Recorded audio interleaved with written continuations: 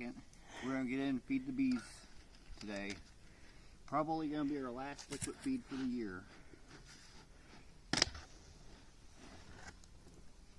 It's only getting up to 65 today, and it was getting close to that point the last I checked the phone. We've been waiting until it warmed up.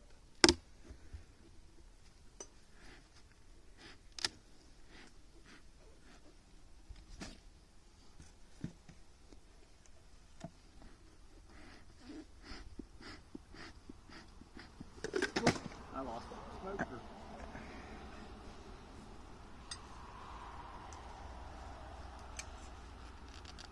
Oh. We also worked earlier today. I'm building some candy boards. So next month or so we'll put those on here.